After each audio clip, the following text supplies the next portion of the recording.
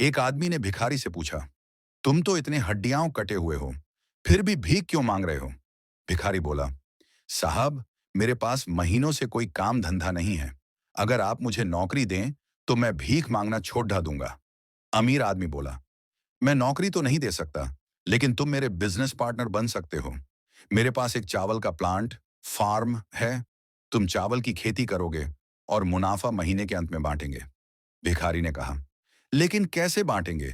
क्या मैं 20% लूंगा और आप 80%? अमीर आदमी बोला, मुझे सिर्फ 10% चाहिए। बाकी 90% तुम्हारा होगा ताकि तुम जल्दी तरक्की कर सको। भिखारी ने जोश और खुशी से काम शुरू कर दिया। बढ़िया चावल उगे और सस्ते दामों में बेचने की वजह से उसकी बिक्री बहुत बढ़ गई और उसे खूब मुनाफा हुआ। मगर जब मुनाफा बांटने का वक्त आया तो भिखारी ने सोचा, सारी मेहनत तो मैंने की है, तो अब अमीर आदमी को 10% क्यों दूं? अगले दिन अमीर आदमी आया और अपना हिस्सा मांगा तो भिखारी बहाने बनाते हुए बोला, साहब, मुझे तो बहुत नुकसान हुआ है।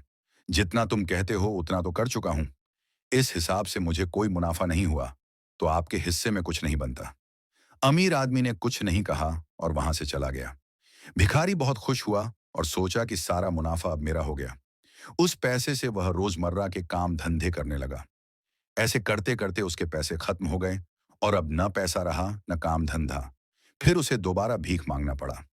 एक दिन वह अमीर आदमी उसके पास से गुजरा और देखकर कि वह फिर से भीख मांग रहा है, अमीर आदमी ने एक बड़ी अच्छी बात कही।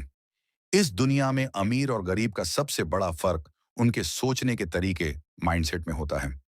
अमीरों की सोच हमेशा यह चाहती है कि मुझे भी फायदा हो और मेरे साथ जो काम कर रहे हैं उनको भी फायदा हो।